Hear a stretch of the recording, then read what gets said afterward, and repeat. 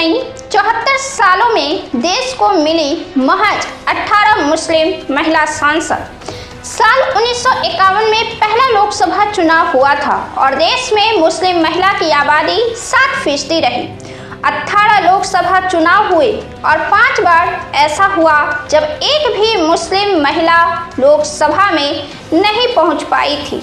साल 1951 से अब तक 7000 सांसद चुने गए हैं और इसमें महिला मुस्लिम की तादाद 0.6% रही है। 18 महिला जो अब तक संसद पहुंची है, इनमें से 13 मुस्लिम महिला राजनीतिक परिवार से आती हैं और इनमें से अधिकतर पश्चिम बंगाल से, उत्तर प्रदेश से, असम से और 2 कश्मीर से हैं।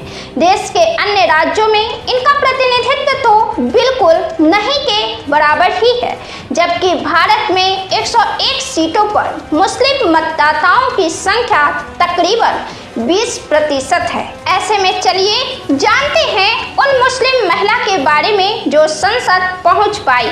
वह मुस्लिम महिला जिसने देश के लिए अपने सारे गहने दे दिए। मोफिदा अहमद साल 1962 में भारत चीन युद्ध के समय में अपने सारे गहने राष्ट्रीय सुरक्षा फंड में दान कर दिए थे।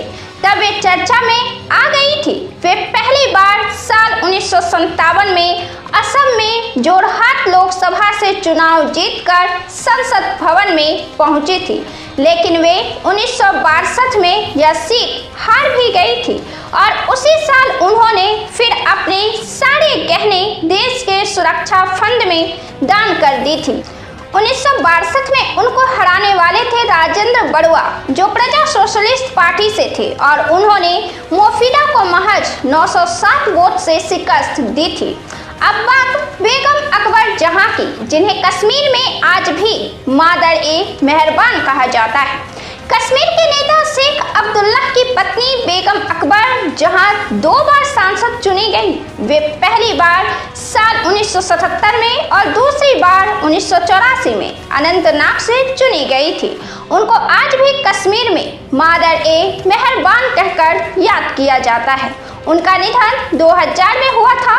उनके निधन पर देश के तत्कालीन प्रधानमंत्री अटल बिहारी वाजपेयी और देश के गृह मंत्री लाल कृष्ण आडवाणी उनके घर गए थे। शेख अब्दुल्लाह की गिरफ्तारी के दौरान वे 2 सालों तक कोडई कोनाल में उनके साथ रही थी। तीसरी मुस्लिम सांसद महिला जोहराबेन अकबर भाई चावड़ा ने साल 1962 में गुजरात के बनासकांठा से चुनाव जीती थी। वे महात्मा गांधी की शिष्या थीं और उन्होंने गुजरात विद्यापीठ में काम किया था।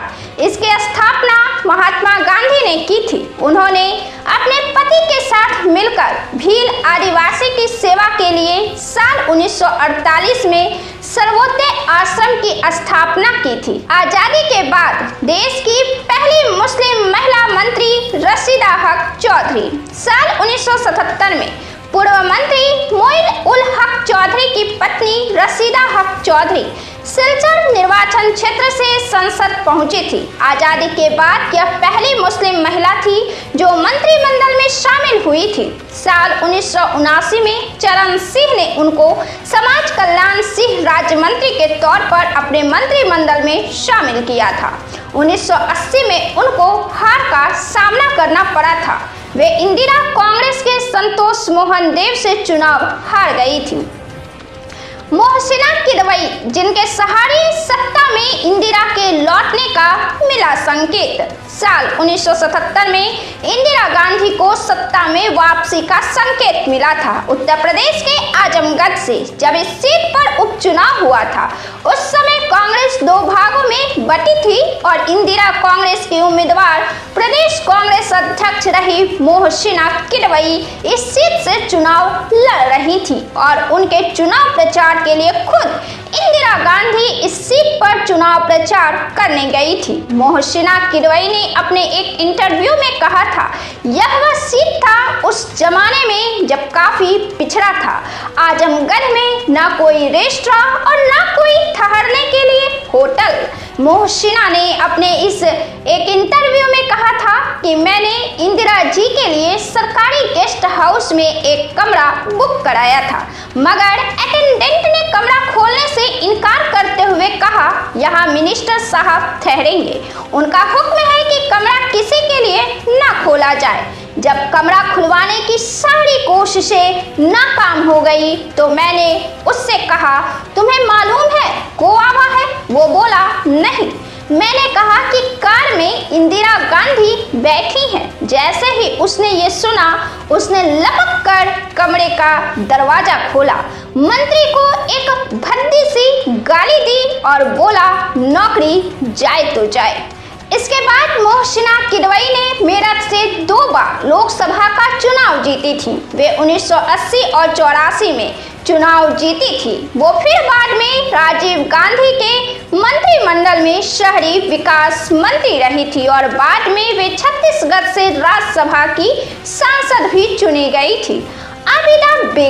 आबिदा बेगम को इंदिरा गांधी ने कांग्रेस से टिकट इन हालात में दिया था जब 1981 में बरेली के सांसद रहे मिशर यार खान की मृत्यु हो गई थी और तब दिवंगत राष्ट्रपति रहे फखरुद्दीन अहमद की पत्नी आबिदा बेगम को वहां से चुनाव लड़ने के लिए उनको टिकट दिया गया था। वे भारतीय जनता पार्टी के संतोष गंगवार को शिकस्त देकर लोकसभा पहुंची थी। साल 1984 में भी उनकी जीत हुई, लेकिन साल 1989 में वे चुनाव हार गई। नूर बानो अपने पहनावे के लिए खूब पहचानी जाती रही। वे हमेशा सफेद शिफॉन की साड़ी, पूरी आस्तीन का ब्लाउज और सफेद मोतियों की माला पहने नजर आती थी। वे 1990 में लोकसभा में प्रवेश किया था। उनके पति नवाब सैयद जुल्फिकार अली खान उर्फ मिकी मियां साल 1967 से लेकर 1989 तक रामपुर से सांसद रहे थे। बीच में वे 1977 के चुनाव में हार गए थे। वे गिने चुने नवाबों में से एक थे जिन्होंने उस समय इंदिरा गांधी के प्रिवी पर्स हटाए जाने के फैसले का समर्थन किया था। यह सीट तब चर्चा में तेज हो गई थी जब देश के पहले शिक्षा मंत्री रहे मौलाना आजाद ने साल 1952 में यहां से चुनाव लड़ा था। मिकी मियां के निधन के बाद साल 1966 में नूर बानो पहली बार इस सीट से कांग्रेस के टिकट से लोकसभा पहुंची थी। वे 2004 में अभिनेत्री जयाप्रदा से हार गई थी और इसके बाद उनका राजनीतिक कैरियर में भी गिरावट हो गई थी। रुबाब सईदा, वे साल 2004 में उत्तर प्रदेश से चुनाव जीतने वाली अकेली महिला मुस्लिम सांसद रही थी। वे बहराइच लोकसभा से चुनाव जीती थी। उनको समाजवादी पार्टी ने टिकट दिया था। साल 2009 में समाजवादी पार्टी ने उनको नई सीट दे दी और यह सीट थी श्रावस्ती, जहां से उनको हार का सामना करना पड़ा था। महबूबा मुफ्ती, साल 2014 में महबूबा मुफ्ती ने अनंतनाग से चुनाव जीता था। वे स्नातक के बाद सीधे राजनीति में नहीं आई थी। महबूबा ने कुछ समय तक बॉम्बे मर्केंटाइल बैंक और ईस्ट वेस्ट एयरलाइंस में काम किया।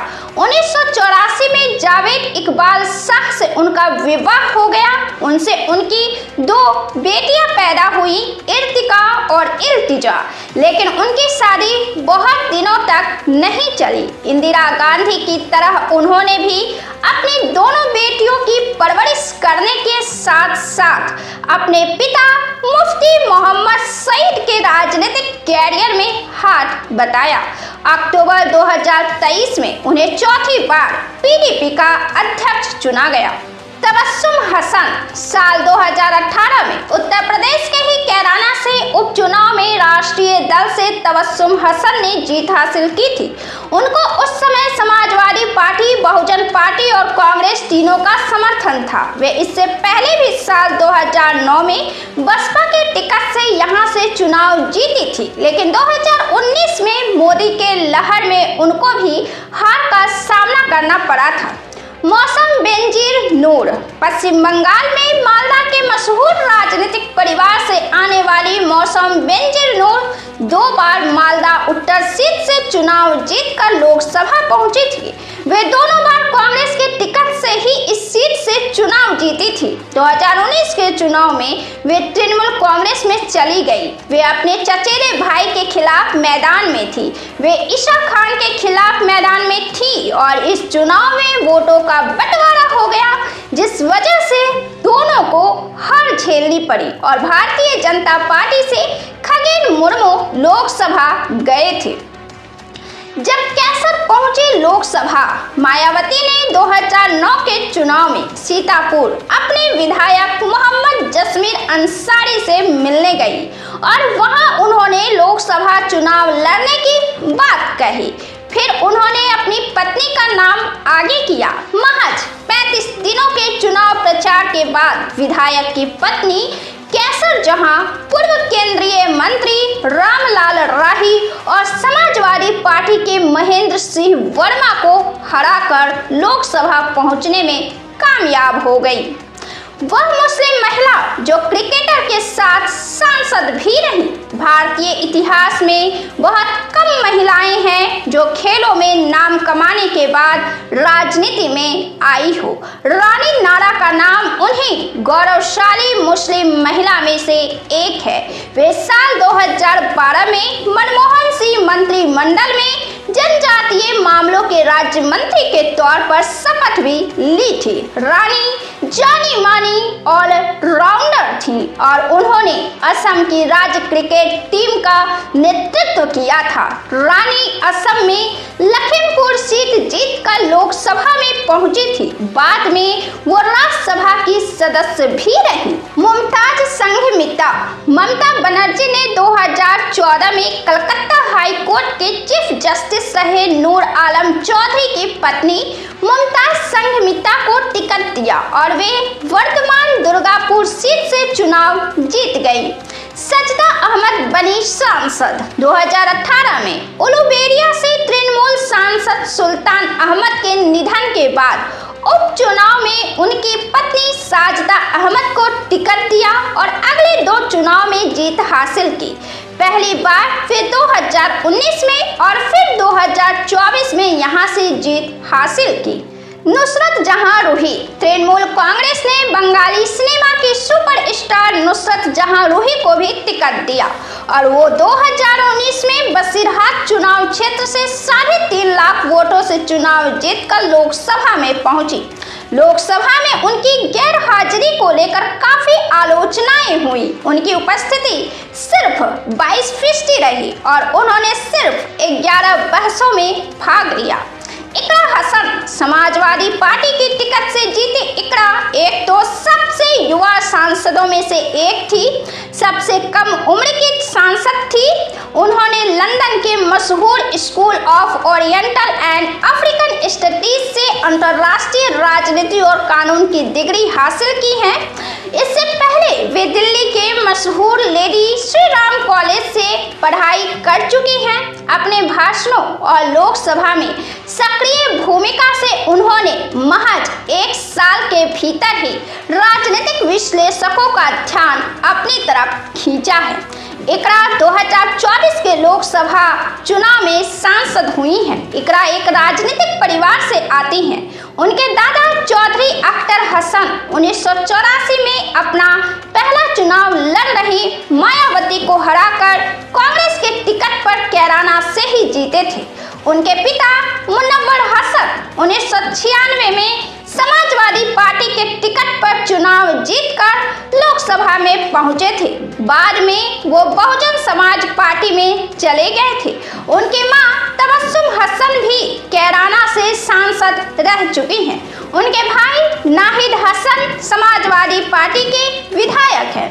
आजादी के 74 सालों बाद अब तक महज 18 मुस्लिम महिला का संसद में दाखिल होना राजनीति में महिला के सहभागिता और सशक्तिकरण पर सवाल तो खड़ा करता ही है। इस वीडियो में दोस्तों इतना ही। आपको हमारा यह वीडियो कैसा लगा कमेंट कर अपना जवाब हमारे साथ जरूर साझा करें। बहुत बहुत धन्यवाद।